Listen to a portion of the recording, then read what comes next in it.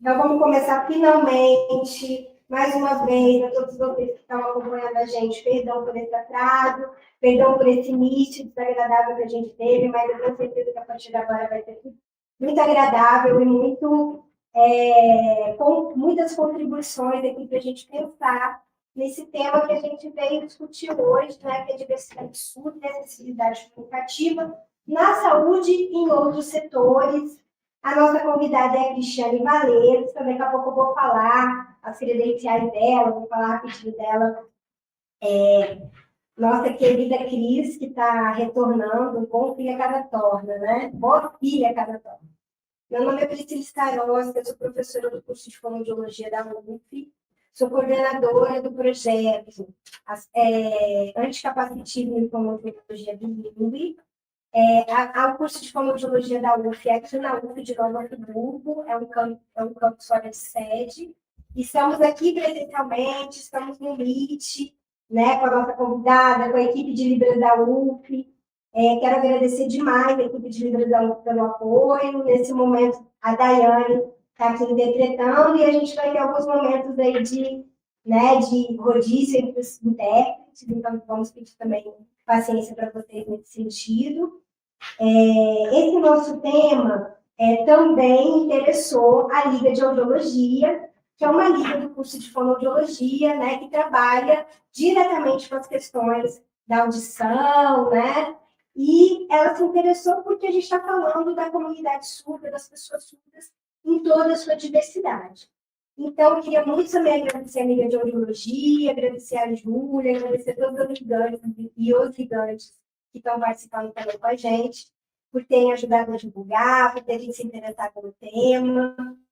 E hoje, então, a gente vai falar sobre isso, né? Sobre todas as estratégias, ou pelo menos as que a gente já conhece, já usou no nosso cotidiano, através dessa importante iniciativa, a experiência da Cristiane Valeiros, no município de Petrópolis, dentre outros trabalhos que ela com certeza vai falar para a gente, né?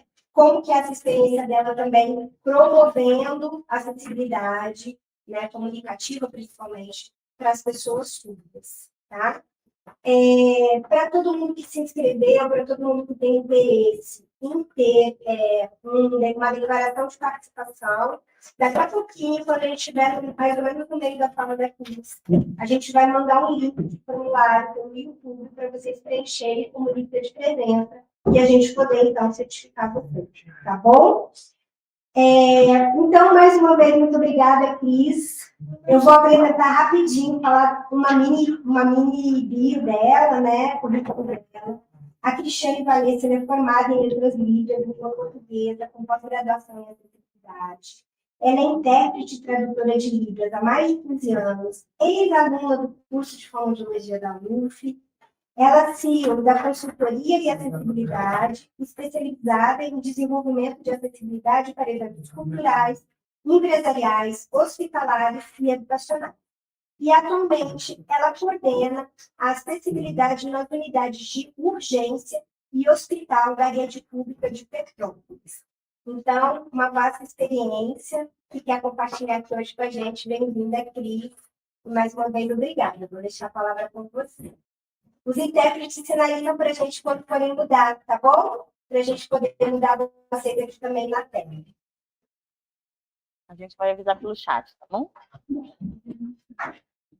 Uma boa noite, muito prazer a todos, né? É uma honra estar aqui, mesmo que virtualmente, mas é uma grande honra, como a Priscila falou, eu sou ex-aluna do curso de Fonoaudiologia da UF, sendo isso uma coisa que é de extrema importância para a minha carreira profissional, por todo o conteúdo, por todo o aprendizado, por todas as vivências, né, ali dentro da própria UF, todo o conhecimento adquirido. Eu vou fazer uma autodescrição bem rápida, ok? Eu sou uma mulher parda, com traços indígenas, cabelos compridos e agora um pouquinho alourados. Estou usando um óculos, um brinco pequeno, uma camisa listrada em zebra, preto e branco. Ao fundo tem uma parede branca e um quadro pintado, acho que com coisinhas da natureza, uma coisa meio outono. Como a Priscila falou, Eu tenho alguns anos de experiência, eu entrei na Libras mais ou menos aos 8 anos de idade. Eu sou de uma cidade chamada Porto Velho, no estado de Rondônia, capital de Rondônia. E o meu primeiro contato com a Libras foi aos 8 anos de idade. Daiane, só se puder fazer o meu sinal para eles verem meu sinal em Libras, por favor. Isso. Muito obrigada, Daiane. E aos 8 anos de idade foi onde eu fui batizada na língua de sinais. E a partir dos 12 anos foi quando eu comecei a entender de fato o que era Libras, entender um pouquinho o que era a minha convivência com os surdos que iam pedir ajuda para mim durante as tardes, né, para ajudar a fazer o dever. E me passavam também toda a sua experiência com a fonoaudiologia da corrente oralista, né, que trazia um certo peso emocional e por aí vai. Então, veio toda essa experiência que, aos 17 anos, mais ou menos, eu já trabalhava com tradução em graduação. Com 18, passei para a UF. E aqui no Rio, né, no estado do Rio, casei, desenvolvi família e acabei entrando bastante no campo da acessibilidade de forma geral. A minha especialidade é, sim, desenvolvimento na parte de surdez, língua de sinais, né? Mas acabou abrangendo-se um pouco devido a alguma experiência aí de 5 anos trabalhando com a Unesco Brasil. Como a Priscila falou, hoje eu coordeno a acessibilidade do SERRAC, e aí eu vou explicar para vocês o que é o SERRAC. E também eu estou agora, essa semana, entrei agora como parte do núcleo da Secretaria de Pessoa com Deficiência aqui do município de Petrópolis também. Bom, o SERRAC é o Serviço Autônomo do Hospital Alcides Carneiro. O que é o SERRAC? É uma empresa privada que pertence ao município de Petrópolis, na tentativa de facilitar, vamos dizer assim, a administração das unidades de urgência. As unidades de urgência, a gente está falando das 3 UPAs que nós temos aqui na cidade, o Hospital Alcides Carneiro e mais 2 unidades pré-hospitalares em alguns bairros mais distantes, né, considerados rurais. Então, a gente faz o gerenciamento de acessibilidade em todas as unidades. Existe agora o setor de desenvolvimento de acessibilidade, que pouquíssimos hospitais no estado do Rio têm, de fato, um setor de acessibilidade. Geralmente, o intérprete de Libras ele é contratado freelancer, né, quando o surdo se manifesta, né, quando ele vai atrás ali do seu direito, e aí o hospital ele não entende que é um gasto que ele possa ter contínuo, né? Então ele acaba contratando os intérpretes de Libras de forma freelancer. Só que o que acontece? Na realidade, e aqui eu deixo claro uma coisa, em respeito à comunidade surda, né, que convive comigo todos os dias, eu não vou falar sobre as características em si do indivíduo surdo ou da comunidade surda, porque existe uma diversidade gigantesca e esse lugar de fala pertence a eles. Mas eu vou falar para vocês da experiência real do serviço de acessibilidade de frente com essa diversidade de surdos que a gente encontra hoje no nosso serviço. Aqui dentro do SERRAC, nós, além de trabalharmos com serviço externo, também trabalhamos com serviço interno. Então, nós temos cerca de 17, 18 colaboradores surdos que trabalham conosco em diversas funções. E sabendo que, devido a essa prática de acessibilidade que está sendo construída com uma cultura organizacional, o processo seletivo foi acessível, né, de maneira comunicativa. Então, teve tradução em Libras desde o processo seletivo, desde as entrevistas, né, até todas as reuniões internas, todos os treinamentos, todas as conversas internas, e os ajustes hoje são realizados através da presença dos intérpretes de Libras. Né, eu acho que são poucos os surdos que podem dizer por aí que tem, de fato, intérpretes de Libras atuantes dentro da empresa. Hoje nós temos 3, sou eu e mais 2, e a gente tenta dar conta de tudo isso, mas em breve eu acho que vou precisar de mais ajuda. Internamente, existe também uma capacitação continuada, que se chama Projeto Multiplicadores de Acessibilidade. Essa capacitação continuada, ela vem porque alguns dos nossos profissionais, ou na verdade, a maior massa dos nossos profissionais que trabalham em ambiente hospitalar, não tem nenhuma capacitação em acessibilidade quando vem trabalhar dentro das nossas unidades. Então, alguns cursos têm, né, a disciplina como optativa, né, como, por exemplo, enfermagem, medicina. Então, esses cursos dessa parte de graduação vêm com algum curso de Libras, mas os técnicos de enfermagem, que são a nossa grande massa, né? Os agentes de registro, que é aquele que pergunta o seu nome, o cartão do SUS, o seu endereço, os agentes de portaria ou segurança, né? Então, toda essa grande massa do hospital estava sem nenhuma capacitação. E a verdade é que o contato do paciente, do cliente diário, são com essas pessoas. Então, quando o surdo ele entra na unidade de pronto atendimento, o primeiro profissional que ele vai ver é um agente de portaria, um segurança. E ele precisa, sim, saber dizer boa noite, bem-vindo, precisa de ajuda. Então, eles são instruídos dentro dessa capacitação a terem essa sinalização básica de acolhimento para o seu local de trabalho. Então, não são todos, tá? Vamos deixar claro. É uma capacitação continuada, que não é obrigatória, mas é extremamente incentivada dentro da empresa, para que pelo menos em cada um dos plantões se tenham um, dois ou três colaboradores que saibam se comunicar pelo menos a forma do acolhimento. Isso é de extrema importância, porque às vezes o paciente surdo, ele chega perdido, ele não sabe para onde ele vai, com quem que ele vai falar, se ele de fato vai ser acolhido, e como muitas das vezes a realidade antes desse serviço iria-se com um acompanhante, um amigo, um familiar, mas muito parte da realidade da comunidade surda, as famílias não sabem Libras, não são fluentes em Libras. Então, a comunicação ficava restrita entre o profissional de medicina e o acompanhante. E aí a gente acaba infantilizando a presença do surdo dentro da consulta, porque toda a base que era feita de comunicação entre o acompanhante e o médico não pode ser que de fato não seja aquilo que ele esteja sentindo, entende? Então, os sinais e sintomas talvez não seja exatamente aquilo que ele esteja sentindo. Então, o acompanhante vai dizer o que ele acha, o que ele está vendo.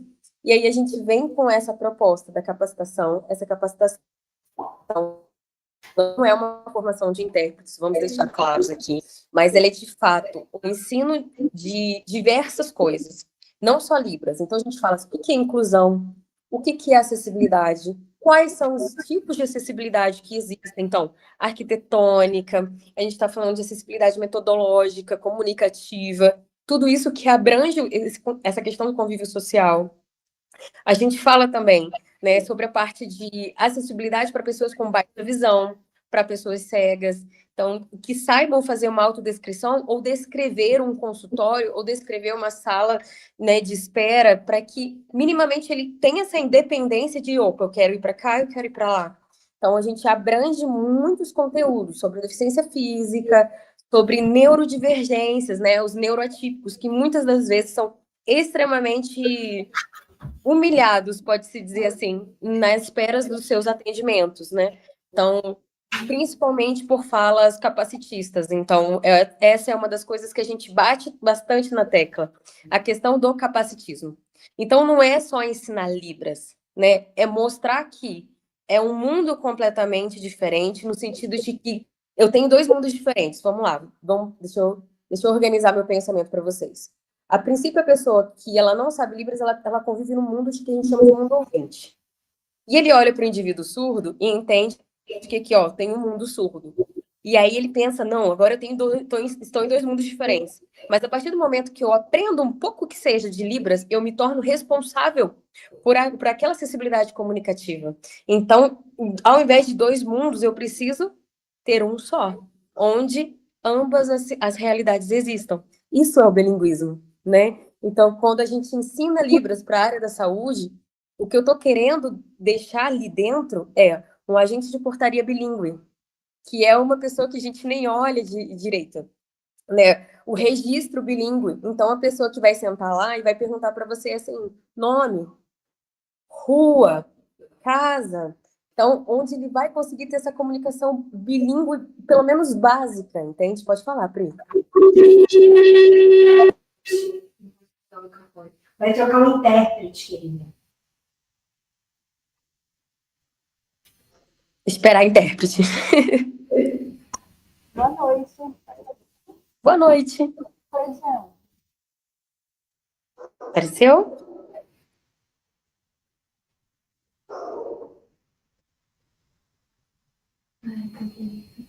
Obrigada, Cleidiane. Vamos lá. Então, eu preciso desenvolver essa acessibilidade de forma que o meu profissional em saúde saiba fazer, por exemplo, um sinal de febre, um sinal de pressão alta, um sinal de posso botar o termômetro. Então, que são sinais que ele vai usar diariamente. E a resposta da comunidade surda que a gente tem aqui local, né, de quem utiliza o serviço público de saúde, tem sido expressiva, no sentido de que antes a gente não tinha nenhum quantitativo, né, de quantas pessoas acessavam o serviço, e hoje a gente tem uma expressividade aí de 10 meses, ter mais de 2.660 atendimentos para pessoas com deficiência. Né? Toda semana eu tenho o mínimo, pelo menos, chamadas de atendimento para pessoas surdas. Então, essa procura tem aumentado. Tem chegado para mim surdos que não são só de Petrópolis, surdos do Rio, surdos de Duque de Caxias, surdos de Piabetá, surdos dessa região aqui em torno de Petrópolis, justamente porque eles preferem gastar tempo de vir para um outro município vizinho, sabendo que eles vão ter o atendimento respeitado, vão ser tratados de forma digna e onde vai ter um atendimento de fato acessível para eles. É claro que toda essa capacitação que a gente faz com esses colaboradores internamente, eu tenho desde a higiene, médicos, enfermeiros, técnicos, agente de portaria, então eu tenho coordenadores de unidade, apoios administrativos, todo mundo envolvido nessa iniciativa. Mas isso não exime a importância do tradutor-intérprete de Libras. Tem alguns, então, entrou dentro do consultório, por mais que o médico fale ali, oi, tudo bem, o que está acontecendo? Eu preciso ter acesso a essa consulta para que eu possa garantir a segurança para esse paciente que está dentro da nossa unidade. Então, ele vai ter essa tradução em Libras. Hoje, o serviço funciona 24 horas por dia. Então, existem QR Codes, né, em todas as nossas unidades, dentro de todos os consultórios. Então, quando se chega, tanto o profissional pode fazer a leitura do QR Code, quanto o próprio paciente. A partir daquele momento, ele já vai entrar em videochamada com uma das nossas profissionais, onde nós vamos realizar, de fato, a tradução para essa pessoa surda. Mas a pergunta que não quer, assim, não quer calar, né? Qualquer pessoa, Cris, pode fazer esse trabalho de acessibilidade hospitalar? Não, não pode. Por que não? Mas eu sou intérprete de Libras. Por que não? Porque para o ambiente hospitalar, a gente precisa lembrar que o vocabulário em língua de sinais é um vocabulário mais resumido, né? Porque ainda estamos tendo mais entradas de pessoas surdas na área da saúde, então o vocabulário de Libras ainda está sendo desenvolvido. Já tem algumas iniciativas no vocabulário que sai aqui, outro que sai ali, mas no contexto diário, o intérprete de Libras precisa saber anatomia, ele precisa, assim, saber morfologia, ele precisa, assim, saber patologia, ele precisa entender de normas de biossegurança. Não é simplesmente só saber o básico de Libras. Eu preciso, de fato, saber passar para o meu paciente surdo aquilo que está, de fato, acontecendo com ele. Então, muitas das vezes, o médico usa o termo deambular. Gente, deambular é andar. Mas se eu não tenho noção desse vocabulário que é utilizado dentro do ambiente de saúde, eu comprometo a comunicação plena com ele. Então, vai existir falhas. E o nosso objetivo é garantir dignidade, sim, garantir respeito, sim, mas garantir também qualidade nesse serviço. E uma das coisas que a gente se depara todos os dias é a diversidade da identidade surda. Então, eu tenho pacientes que vão ser super fluentes em Libras, onde ali eu não vou precisar me segurar, então todos os sinais que eu souber, que tiver dentro do contexto, vamos lá, vamos utilizar. Mas eu também vou ter paciente surdo que sabe muito pouco de Libras. Eu vou ter paciente surdo que está transicionando, que era uma pessoa DA com deficiência auditiva, com nenhuma sinalização em Libras, que a partir do contato com a comunidade surda está aprendendo os sinais, mas ele ainda não é pleno, ele ainda não é fluente. Então, eu preciso garantir que essa comunicação seja efetiva. Independente, não, ser efetivo é eu ser fluente. Vou mandar. Não, ser efetivo é garantir para o meu paciente que ele tem total domínio sobre o que ele está acontecendo, sobre aquele local, sobre o que ele está falando, sobre o que ele está recebendo de comunicação do profissional. Então, eu tenho também atendimentos aqui que chegam para mim de pessoas surdas que não sabem nada, não sabem língua de sinais, não sabe leitura escrita em língua portuguesa, não tem nenhuma oralização, não tem nada. E aí, como é que eu vou garantir a segurança desse paciente? Então, chegou para mim recentemente, há uns meses atrás, uma paciente gestante vinda de outra cidade, porque a família descobriu que aqui os partos em Petrópolis são acessíveis e contam com a intérprete de Libras, né? Então, a família achou que seria melhor, porque no último parto ela quase morreu num hospital dentro da cidade dela. E aí trouxeram, e aí abriu o chamado, e falou: Cris, paciente gestante, vem para cá. E vem eu correndo de madrugada, meu Deus do céu, vamos lá, mais um parto. E quando eu chego lá, é uma pessoa surda, mas sem nenhuma língua de sinais, apenas com uma linguagem caseira, pode-se dizer assim. E aí? E era uma paciente com uma gravidez de risco que precisava passar por uma intervenção cirúrgica. Ela ia precisar passar por uma cesariana. Então, a minha responsabilidade quanto profissional dentro do ambiente hospitalar e quanto profissional de inclusão e acessibilidade é garantir que essa paciente se sinta segura. O que nós fizemos? Utilizamos de recursos sensoriais, como assim? Eu fui lá dentro do centro cirúrgico, tirei uma foto do centro cirúrgico. Eu peguei, cheguei nessa paciente, mostrei para ela, ó, aqui, ó, você, aqui nessa cama, você, ó, cama, você. Então, eu mostro o sinal, eu mostro o elemento, mas eu mostro o espaço em que ela vai estar. E aí eu fui pegando outros elementos que falavam sobre anestesia, que falavam diretamente sobre o corte da cesárea e por aí vai, e eu fui mostrando no corpo dela o que iria acontecer com ela. Resultado final de uma pessoa que estava extremamente nervosa, com picos de pressão altíssimos, a gente conseguiu conduzir essa cesárea de modo que a paciente se sentiu segura. Tudo bem que ela ficou segurando a minha mão o parto inteiro.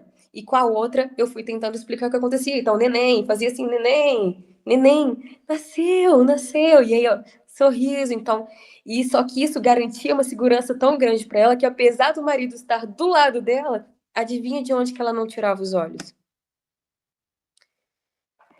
A acessibilidade comunicativa para a comunidade surda, ela precisa ser feita com muita responsabilidade, principalmente dentro do contexto hospitalar.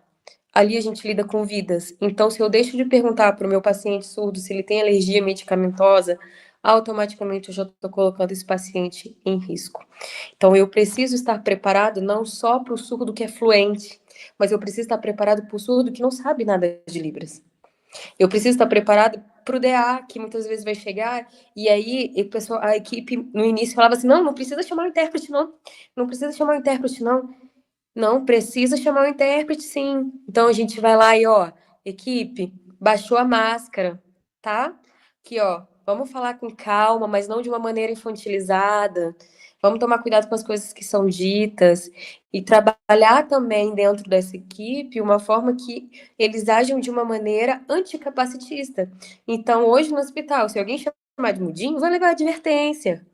Porque é pejorativo e é ensinado. Surdo é surdo, surdo não é mudo. Então, se eu pego alguém brincando, uma coisa que no início tinha, né, fingindo que está vocalizando, vai tomar advertência. Porque, assim, a gente tem bônus, mas a gente também tem uma punição que é, de fato, justa com a quantidade de pacientes que a gente recebe, com a quantidade de colaboradores que trabalham conosco do dia a dia e que desenvolvem suas competências de maneira exemplar. Então, é justo que para um convívio social, claro, que para que eu possa cobrar, eu tenho que ensinar. Então, se já é ensinado, então eu posso cobrar aquilo que está sendo ensinado. Compreende, gente? Eu falo muito. Se alguém quiser fazer pergunta, Priscila, se tiver perguntas, pode falar, pode me parar que não tem problema nenhum, porque senão eu vou embora. Eu não tô te ouvindo, mas... Pronto, abriu o microfone. Está todo mundo mergulhado aí na sua narrativa. Eu acho que você pode continuar. A gente vai abrir no final. Então, tá bom. Então, assim, o que acontece hoje, né? Além das unidades de pronto atendimento de urgência, dentro do hospital a gente também tem ambulatórios, também tem exames. Então, a gente tem exames mais simples, mas nós também temos exames mais invasivos, como, por exemplo, a colonoscopia, né? A endoscopia, a colonoscopia, a ressonância, a tomografia, que são exames realizados aqui dentro, exames ginecológicos, de urologia. Então, tudo isso acontece dentro desse ambiente, fora as consultas ambulatoriais. Hoje, a mulher surda consegue chegar na nossa unidade para iniciar um acompanhamento de pré-natal e ter esse acompanhamento de pré-natal do início ao fim. Então, desde a primeira entrada dela, do exame de sangue que ela fez e deu positivo, até o pós-parto na retirada da cirurgia. A minha felicidade é poder dizer hoje que existem mais de 200 funcionários capacitados dentro dessas unidades hospitalares, né, que passaram e alguns que ainda continuam nessa capacitação continuada, né, de querer desenvolver e aprender mais e que entenderam o senso de responsabilidade, né, entenderam que a partir do momento que eu sei, eu não posso me eximir daquilo que é minha responsabilidade. Desculpa, atrapalhei a intérprete. Tá tudo bem aí, Cleidiane? Posso continuar? Então tá ótimo. Deu ruído? Desculpa. Vamos lá. Liga não, gente, bilinguismo. A gente tá falando aqui, ela fala lá em cima, a gente entende o que ela tá falando e aí por aí vai. Mas de garantir, de fato, que cada profissional que escolhe aprender um pouquinho, ele vai receber um botão de identificação. Então, aonde ele estiver andando, um funcionário que faz parte desse multiplicador de acessibilidade, e ele vai sempre tomar a frente na chegada de uma pessoa com deficiência ou de uma pessoa surda. Além de todo esse processo, a gente conseguiu estabelecer dentro das nossas unidades de pronto atendimento um serviço chamado de atendimento preferencial Girassol. O que é o serviço de atendimento preferencial Girassol? Quando a pessoa chega na nossa unidade de pronto atendimento, ela se identifica ou como uma pessoa surda, ou como uma pessoa com deficiência, ou como uma pessoa com neurodivergência, tá?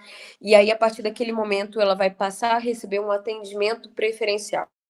Mas eu preciso deixar claro a diferença de atendimento preferencial para atendimento prioritário, tá? O prioritário, tipo assim, vai passar na frente, pronto, acabou.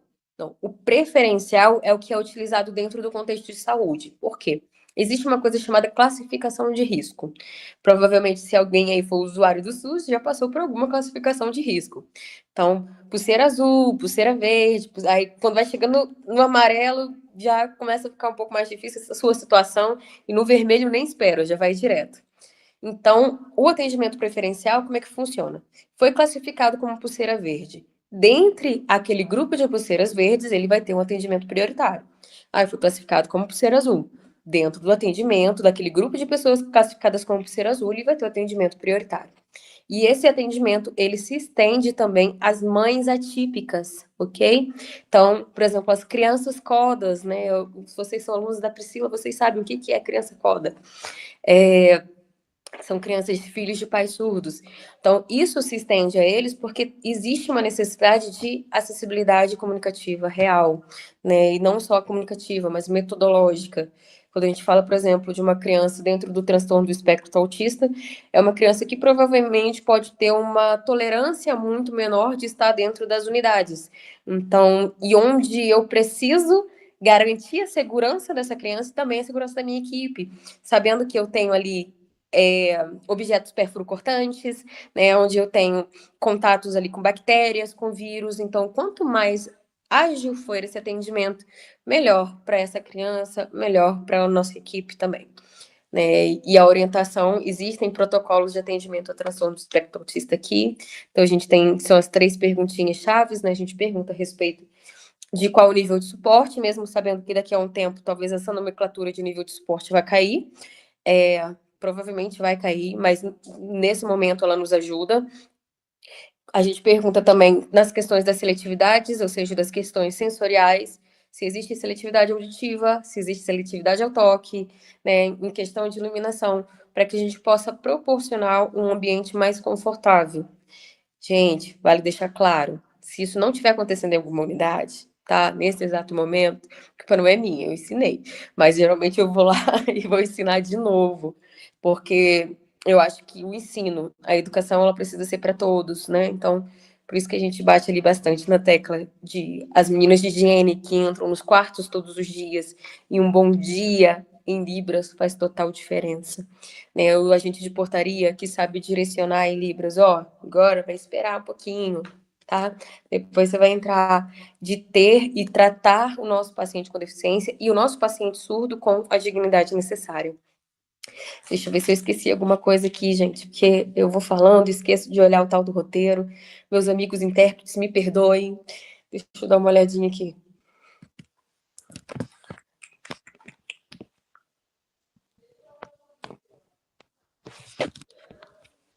Eu acredito que eu tenha falado bem rapidinho, mas basicamente era isso que eu gostaria de passar para vocês. Vocês são profissionais da área da saúde, e na verdade vocês, assim como eu, transitam, né, em diversas áreas, tanto no ambiente hospitalar, tanto no ambiente pedagógico, no ambiente de ensino, né, e saber e levar essa postura, esse ensino como uma postura profissional é que faz de você um profissional de diferença, assim, com diferencial. Eu vou passar uma outra experiência para vocês. Há pouco tempo, por incrível que pareça, há pouco tempo começamos a ter o Bera em Petrópolis. Há pouco tempo, vale ressaltar. Então, nós temos uma profissional fonoaudióloga, né, que faz o exame de Bera, e algumas das mamães, como a gente já teve muitos partos de mulheres surdas, automaticamente as crianças, mesmo que não que passem no teste da orelhinha, elas são encaminhadas para fazer o Bera, tudo bem? É um protocolo que a gente segue aqui. E a fonoaudióloga sabe. Oi, tudo bem? Bem-vindo. Eu sou a Fono. Eu vou até falar o nome dela porque merece. Eu me chamo Renata e eu vou fazer o seu exame do seu neném. Mas a Cris, intérprete de Libras, vai ficar aqui junto comigo, tá bom? E aí, tá bom. Então, esse acolhimento inicial faz total diferença para o atendimento do nosso paciente. Porque quando a gente se predispõe a dar para ele a comunicação que é dele, né, de fato, a gente está dizendo para ele que nós somos competentes para fazer o nosso serviço. Então, né, que somos interessados em fazer o nosso serviço da maneira com mais qualidade possível. E é uma coisa que eu tenho a felicidade de dizer que está pegando, né? A cultura organizacional está pegando. Hoje eu fui fazer um atendimento no PU, que a gente chama de pronto atendimento de urgência do Hospital Cides Carneiro, e a médica, quando viu que era uma paciente surda, ela olhou para a paciente, olhou para mim assim, posso falar para ela? Pode falar para ela que eu tô pedindo desculpa? Aí eu fiz, né? Desculpa. Aí a surda, por quê? Né? Perguntou. Aí ela falou, por quê? Porque eu não parei para estudar a sua língua para te dar um atendimento melhor. Então, esse fator diz para mim que existe uma acessibilidade atitudinal latejante dentro dela e que em breve talvez ela esteja com a gente aprendendo alguns sinais. Mas começar é sempre o mais difícil. Ser o diferente é sempre o difícil. Né? A fonoaudiologia bilíngue é uma luta que é recente. Ela não é uma coisa aí de anos, né? Então, as barreiras que a fonoaudiologia bilíngue enfrenta são gigantescas, porque a gente tem um histórico aí, né, muito ligado à questão do Congresso de Milão, em 1880, né, onde dizia ali que a língua de sinais atrapalhava no aprendizado e que a cura é a fala. Então, infelizmente, alguns dos nossos colegas ainda acreditam muito nessa corrente, né, que é a nossa velha guarda, pode-se dizer assim. Mas hoje nós estamos aqui, né, falando sobre atendimento bilíngue à pessoa surda dentro do SUS, dentro da Universidade Federal. Então, de fato, algo diferente já está acontecendo ao longo desses anos, né? Quando eu entrei na UF, a Pri vinha falar para mim, Cris, precisa ter fono bilíngue, e é isso aí, então vamos lá. E eu ia lá com ela, e tinha a questão do convívio com a Luciana também, e como é bom, né? E como isso é atrativo, né? Mas muito mais que atrativo, eu sempre bato no tecla. Libras não é só bonita, Libras é responsabilidade. Então, quando você aprende Libras, você se torna parte da responsabilidade. Quer que eu espere para troca? Vou esperar para troca para garantir, tá, gente?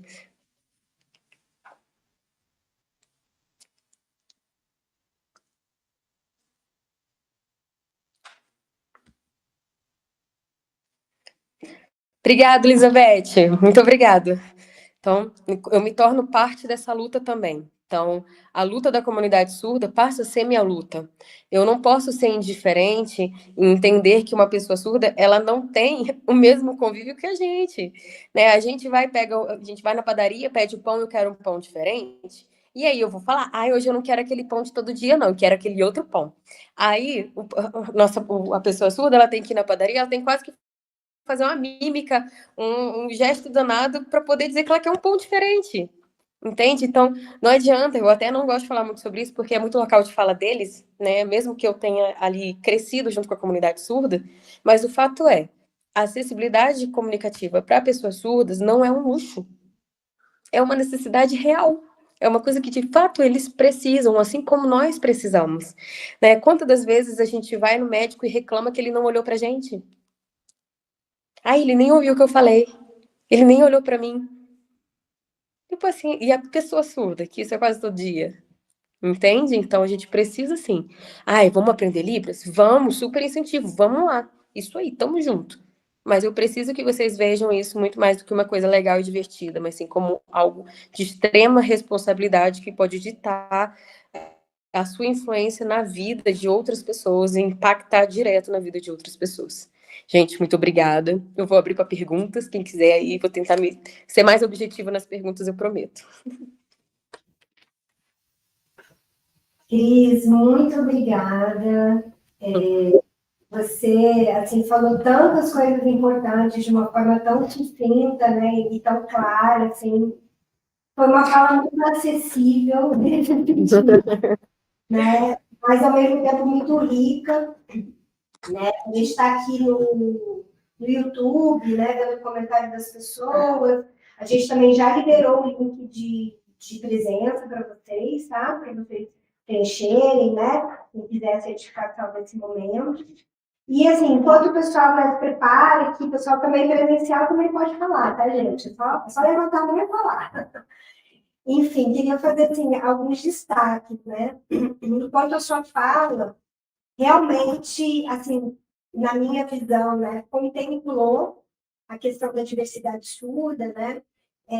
Quando a gente fala de diversidade surda, a gente fala de diferentes momentos em que essa pessoa foi acometida pela perda auditiva. Isso tem uma influência muito grande, então, no seu desenvolvimento comunicativo, linguístico, social, né? Então, quando você fala também das pessoas DAs, né, deficientes auditivos, nessa perspectiva de uma pessoa que provavelmente teve uma perda pós-lingual, né, que já estava oralizado, que já tinha desenvolvido português, né, e é um usuário de tecnologia auditiva, né, o quanto a Libras pode fazer ou não parte da vida dele, né, mas o quanto é necessário também algumas estratégias, alguns recursos de acessibilidade também para essas pessoas, né?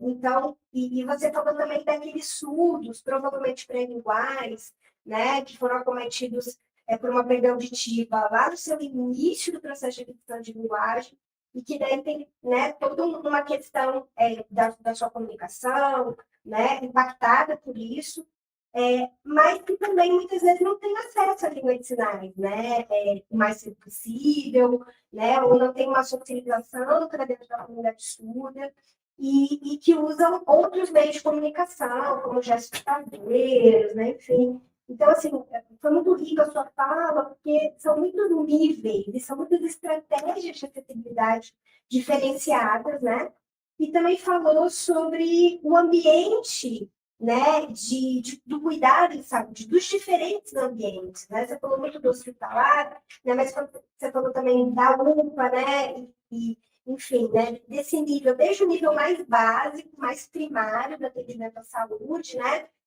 que envolve também todos os profissionais envolvidos, né, do serviço de atendimento à saúde, desde da recepção, do segurança, do atendente, até o atendimento médico propriamente dito, de outro profissional de saúde, nutricionista, fonoaudiólogo, né, enfim. E o quanto é importante para a gente realmente prover um atendimento humanizado, né? A gente fala muito de humanização, né? E esquece que humanização não é só empatia, né? Sentimentos, né? Olhar, mas também é técnica, né? Então, você fala, gente, aprender Libras usar a Libras profissionalmente como um intérprete do ambiente hospitalar, do ambiente do cuidado de saúde, ele requer técnica. Exato. Né? Ele é um estudo e o uso de recursos e de estratégias, não só linguísticas, né, mas também interacionais, comunicativas, muito específicas. Né? Requer entender de biossegurança, requer entender de sigilo, né? Requer entender de alguns procedimentos médicos, inclusive, né? Em um determinado nível, né? Enfim, exige muito estudo, exige muito desenvolvimento, né? E aí, assim, a gente sabe que por mais que o seu trabalho, né, e tenha ensinado muito diferente, a gente sabe ainda que tem um mundo a ser explorado. Exato. Em relação a tudo isso, né? A toda a diversidade surda, toda a diversidade das pessoas com deficiência também, é que você falou, você fez sua audiodescrição, aliás, gente, sempre erro muito em esquecer de fazer minha audiodescrição. Eu fico ansiosa, nervosa nesse momento. Eu já falei, peço perdão às pessoas com baixa visão e cegueira que estão assistindo essa live, que estão, né, nesse momento logadas nessa live. Vou fazer minha descrição agora.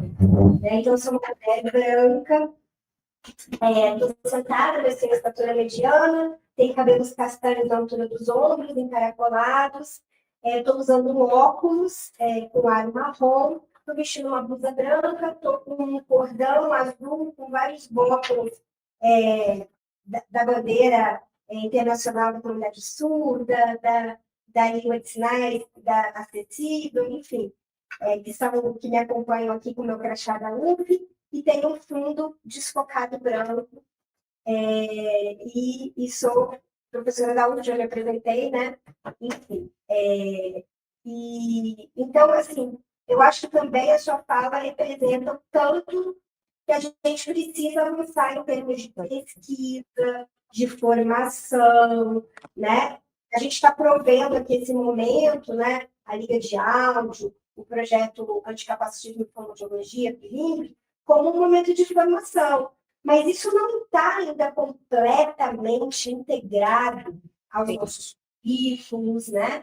A gente tem aqui alunos de odontologia, que fazem parte do projeto também, né? Tem alunos de biomedicina, mas a gente sabe que a gente ainda precisa avançar muito nesses aspectos, né? Então, quando a gente fala de atendimento humanizado, a gente tem que entender, né, para além, tem que ter também essa relação empática de entender o outro como ser humano, como eu, né? Não é porque eu sou profissional de saúde que eu não sou um ser humano como a pessoa que eu estou atendendo ali, mas é também entender que a humanidade do atendimento está em usar técnicas que vão realmente prover a qualidade, dar a qualidade necessária para que aquele atendimento seja resolutivo, para que aquele atendimento realmente vá de encontro com as necessidades, seja centrado na pessoa. Então, assim, eu acho que a sua fala deu muitos caminhos aí, abriu muitas portas, janelas, e colocou muitas rampas e elevadores para pensar, né, no que a gente pode fazer daqui em diante. Eu acho que a colega deve dar uma travadinha. Não, tá fluindo. Mas eu posso continuar. Tô vendo ela. Tá de boa. Tá aí. Enfim, vamos ver aqui no YouTube se a gente tem alguma questão. Pessoal aqui do presencial, alguém quer fazer alguma pergunta? Tem alguma questão? A gente não tem questões aqui no... Pelo menos que eu tô... Deixa eu dar uma atualizada aqui no meu YouTube. Pessoal do presencial, não, tá todo mundo tímido, porque... Não... Então tá, então eu tenho assim algumas coisinhas para falar. Você sabe que o professor fala pra caramba, né? Assim, até para vocês poderem interagir um pouquinho com a gente, pode ser pelo YouTube, tá? Eu consigo projetar aqui, William? No YouTube consegue, no Meet. No Meet, eu vou projetar no Meet uma apresentação. O professor também é uma apresentação, né, gente? eu trouxe algumas para dialogar com a Cris, aproveitar que está aqui, e para vocês também, enfim, interagirem um pouquinho com a gente. Eu trouxe algumas estratégias de acessibilidade, que eu chamei uma estratégia de acessibilidade para chamar de sua. Então, não sei, né, se tem pessoas aqui surdas no YouTube, pessoas usuárias de tecnologia auditiva, que a gente poderia também chamar de surdos oralizados, deficientes auditivos, né? Mas, assim, queria saber de vocês aí no YouTube, vocês podem colocar no chat, tá? E aqui também, no nosso presencial, né? Vou falar de algumas estratégias. Assim, a gente estudou esse texto num dos nossos grupos de estudo do projeto, e foram várias estratégias interessantes assim, para a gente pensar no nosso cotidiano, independente de ser do setor de saúde ou de ser de outro setor cultural, setor de educação, né? Enfim, o bilinguismo ele é transversal, a política linguística bilíngue ela é transversal a todos os setores da vida, né? E aí, assim, eu trouxe alguns aqui, vocês podem ir falando, essa estratégia é muito boa, eu já vi no meu cotidiano, ou essa aqui eu nunca vejo, essa aqui é muito necessária, mas eu nunca vejo isso acontecer, tá bom? E Cris, pode ir comentando aí também, tá? Pode ir falando o que você quiser, também à vontade.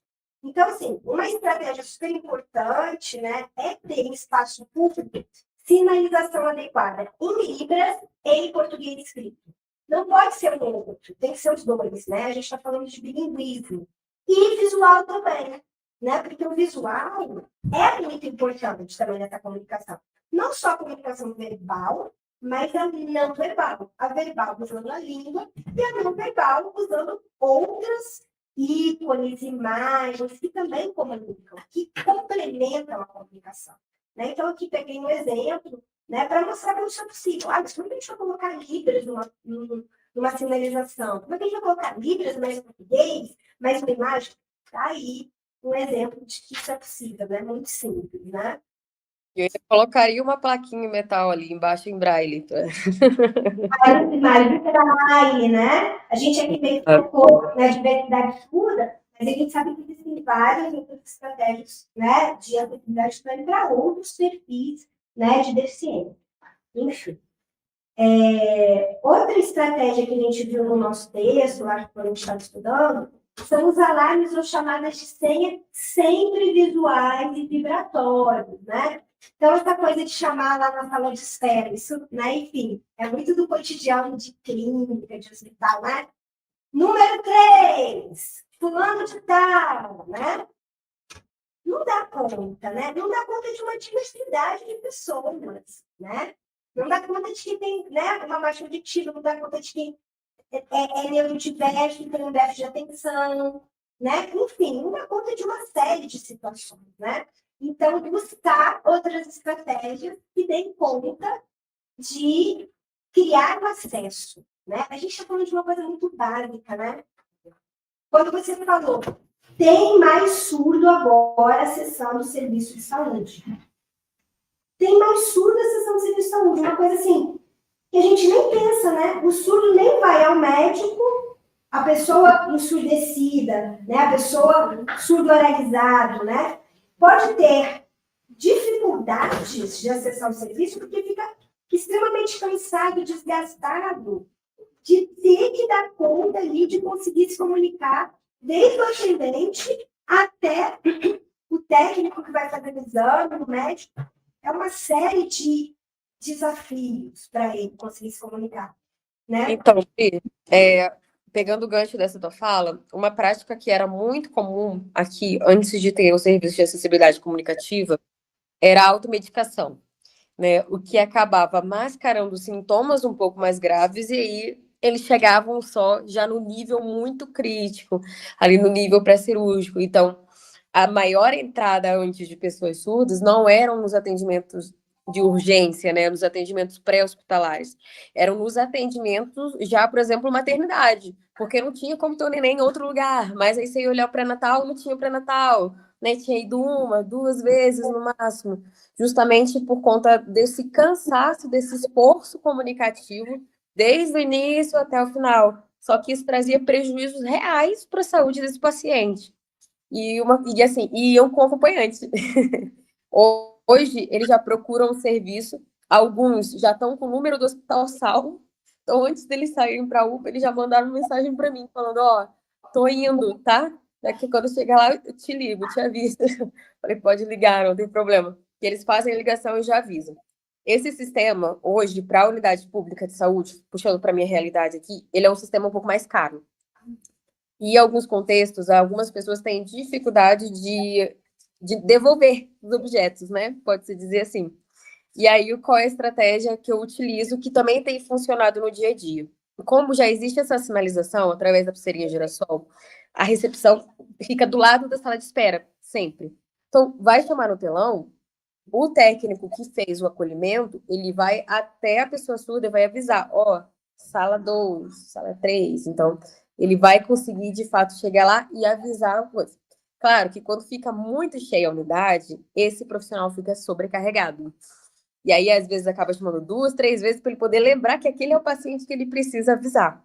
Mas, por enquanto, como a gente está falando de muitas das vezes uma questão difícil de gerenciamento financeiro, né, para uma coisa que abrange uma comunidade muito grande, que é a utilização do SUS, do sistema SUS, às vezes eu preciso utilizar dessa boa vontade ali dos colegas de, mesmo quando está cheio, ir lá e chamar e poder chamar esse paciente. Por mais que essa informação também esteja no telão, de forma visual. Então, tem o nome e coisa. Então, geralmente, eles sentam de frente para o telão, e aí, quando aparece de frente para o telão, piscando lá, geralmente olha, opa, é aqui, e vai. Exato. Então, assim, o que você está falando é muito importante para a gente saber também que, apesar de toda a estrutura, né, acessibilidade arquitetônica e estrutura de ter materiais acessíveis, a formação profissional ela é sempre necessária. E ela pode gerar uma atitude que compensa também esses materiais, né? Essa falta, às vezes, de estrutura, né? Então, a formação, a acessibilidade atitudinal, ela é, assim, primária, né? Vamos dizer assim, né? Super básica, né? Eu brinco, né, nas nossas capacitações, né? Existe a mãe de todas as acessibilidades. O nome dela é acessibilidade atitudinal. Sem ela, nenhuma das outras vão ser feitas de um modo direito, vai ser feito porcamente. Então, passa lá o Ministério Público, ai, não tem rampa. Aí vai o amiguinho e coloca uma rampa bem assim, né? Totalmente inacessível. Porque ele não tem nenhuma acessibilidade atitudinal, ele só quer se livrar de um problema. Então, ele não quer saber, por exemplo, ele quer verdade, às vezes é só o curso básico. Então, ele precisa, de fato, né, ter acessibilidade atitudinal. E, às vezes, a pessoa com acessibilidade atitudinal não tem conhecimento técnico necessário. Mas, pelo interesse e pela vontade, ela vai adquirindo isso, vai correndo atrás. De fato, a acessibilidade atitudinal aqui do coração. Que bom, eu acho que é isso mesmo. Isso aqui a gente já está assim, né? Está muito familiarizado, né? Esse uso, né? Do SMS, do WhatsApp, né? Enfim, da internet, né? Para fazer pedido, né? Para esse cotidiano comercial, já é uma coisa que está muito na nossa rotina. Mas até muito pouco tempo não. E muitas vezes essas plataformas, esses sites, eles também não têm uma linguagem e uma forma de apresentação e design acessível, né? Então, isso também já vai para um outro ponto, né? Que é, vou ir para frente e vou voltar, que é a questão, né? Da linguagem simples, né? Então, quando você falou aí dos termos técnicos, médicos, né? Que você precisa estudar, né?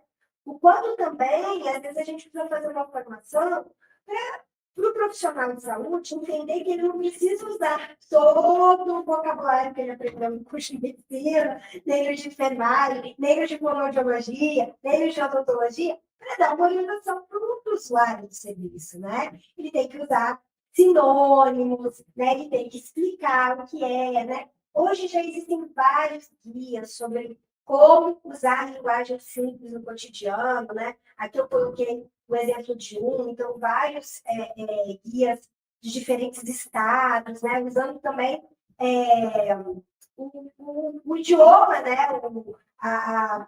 As palavras e vocabulário próprios, né? Daquele grupo de pessoas, né? Então isso também é muito importante e ajuda muito, principalmente na área da saúde, né? Que a gente às vezes usa uma verborragia, assim, um monte de palavras muito difíceis, né? É a tal da acessibilidade metodológica, né, Pri? Então, eu preciso garantir que se entenda. Então, qual é o método que eu vou utilizar, né, para que isso aconteça? Qual o tipo de linguagem que eu vou utilizar para que isso aconteça? Os que passam pela nossa capacitação, eu digo, gente, linguagem clara e objetiva. Não fica dando volta para dizer uma coisa. Seja objetivo, seja claro, é isso que o paciente precisa da gente. Exatamente. Aqui a gente trouxe assim, outra. Vamos trocar de intérprete. Vamos dar um pouquinho.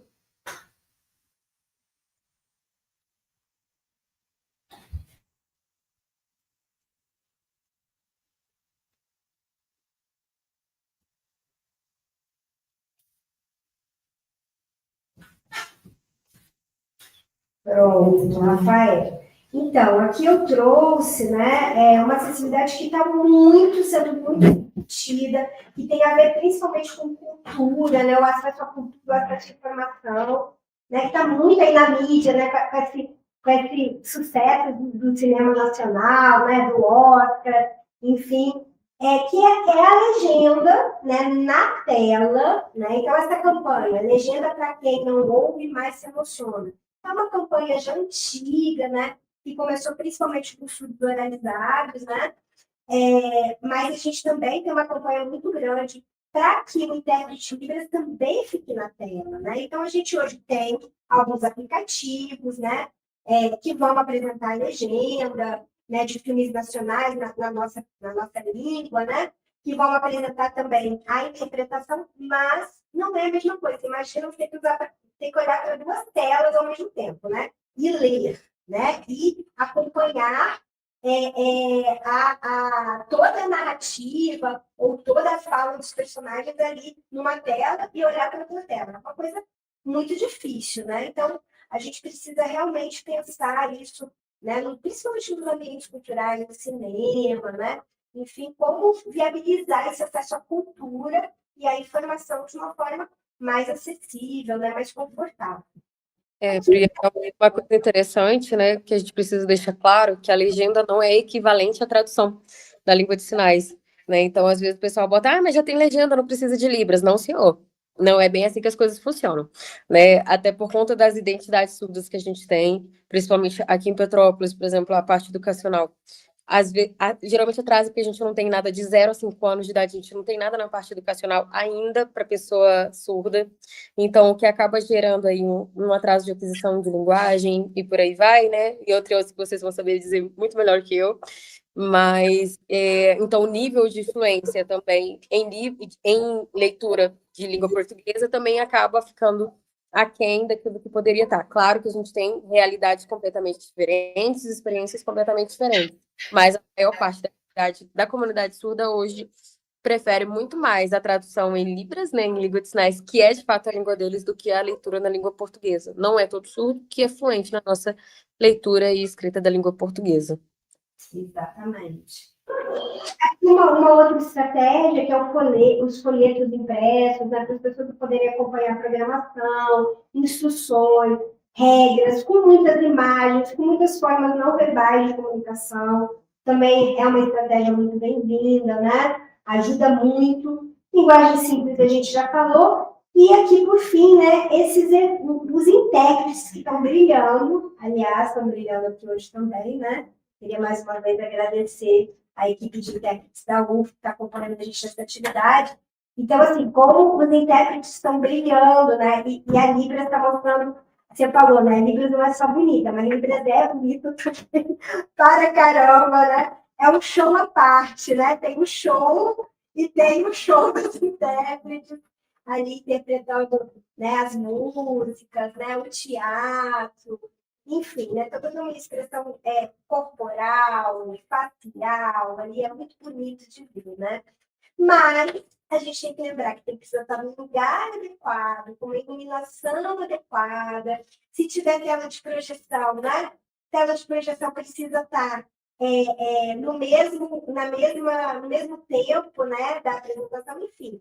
Uma série de questões que precisam técnicas, né? Que precisam ser adequadas também para isso, né? Então, a gente fica preocupado, né, com o som, com a qualidade do som do show, né? E aí? Mas, assim, eu tenho participado de alguns shows, assim, no município do Rio, assim, e realmente a qualidade técnica, isso eu fico muito feliz, assim, né? Da projeção dos intérpretes tem sido, assim, muito, muito boa, tem tido uma preocupação muito grande com isso, e aí a Libras fica muito visível, né? A visibilidade da Libras e da comunidade surda, das pessoas surdas finalizadoras, está ganhando um espaço muito grande com isso, né? E a gente fica muito feliz. Uma coisa que eu fico grata é que agora o intérprete, né, o surdo, ele não está mais preso dentro da caixinha, né, da caixinha pequenininha. Então, agora estamos começando a ter aqui, né? Então, quando tem um intérprete do lado do falante, eu estou dizendo que é de igual para igual, o respeito é igual ali, ó, todo mundo junto. Então, a gente está começando, acho que, a se libertar dessas caixinhas pequenininhas e, de fato, né, mostrar que aqui estamos aqui também, fazemos parte disso aqui também. É isso aí. Gente, tem pessoal daqui do presencial, tá todo mundo tímido, mas tem uma aluna nossa que fez um comentário aqui no YouTube, queria ler a palestra sobre história sobre as pessoas que a PJ tinha trago em aula para nós, ouvir como funciona na prática, dando esperança de que é possível implementar em muitos lugares. Achei incrível esse acolhimento de pacientes vindo de outras cidades. O relato do acolhimento da paciente que não conhecia Libras, o cuidado faz toda a diferença no atendimento. E que aprendizado enriquecedor. Então, o pessoal aí do YouTube participando. Mais uma vez, Cris, não tenho palavras, tá? Fico muito feliz e muito orgulhosa de ter sido inicialmente, né, a sua formadora, né? Depois você foi seguir outros caminhos ali, foi, enfim, mas tá tanto quanto eu imagino que os meus alunos, minhas alunas, meus estudantes possam contribuir, né, a partir dessa formação. Você está assim, voando. Fico muito orgulhosa de ter sido sua professora e de você ter começado a sua formação na UF. E agradecer demais a presença de todos vocês, né, estarem aqui com a gente. Começamos brincadeira, mas conseguimos resolver. O pessoal que está preocupado, né, com a questão inicial da live, a gente vai editar, a gente vai tirar do público, a gente manteve agora essa live para não poder atrasar muito, para poder manter o horário, mas a gente vai resolver o problema inicial, tá? E a gente vai voltar com ela pública depois de editar, tá bom? Só para vocês ficarem tranquilos em relação a isso, a gente vai resolver esse problema. Mais uma vez, muito obrigada, equipe de intérpretes da UF. Eu queria agradecer aqui também ao William, que é o nosso técnico de TI aqui do Instituto. Ele também é uma pessoa que se interessa muito pela inclusão, estuda, pesquisador. Então, ele está aqui, né, construindo com a gente aqui essa live o máximo acessível possível que a gente consegue hoje, né, prover aqui. Queria agradecer o pessoal da Liga de Áudio, o pessoal do Projeto, os alunos que estão aqui, todos vocês que ficaram até agora. Os meus profissionais voluntários ali do projeto também ficaram caladinhos. Amanhã vai ser só uma fofoca, né? Todo mundo fala, Então, tu viu o que aconteceu? Tá todo mundo agora, ó, muito tímido para falar. Enfim, pessoal do YouTube, obrigada também, obrigada pela participação. E a gente se vê numa próxima. Precisamos. Obrigada. O formulário de inscrição está lá, tá, gente? Vocês podem clicar agora para entrar e para colocar a presença de vocês, que a gente vai mandar a declaração de participação. Pri, obrigada pelo convite, foi uma grande honra. Obrigada aos meus colegas intérpretes também, aos alunos, ao pessoal da live. Quem quiser entender e conhecer um pouquinho mais, me segue lá no Instagram, c.acessibilidade_libras. De vez em quando eu posto alguns conteúdos lá que pode ser interessante para vocês também. Qualquer dúvida, pode chamar no direct, pode perguntar lá, que não tem problema nenhum. Um beijo, foi um prazer. Obrigado, Pri, pelo convite. Tchau, tchau. Obrigada, meu amor. Sigam a Cris, sigam o nosso projeto, Libras com Bilingue UF, sigam a Liga de Audiologia também no Instagram. E boa noite. Tchau, pessoal.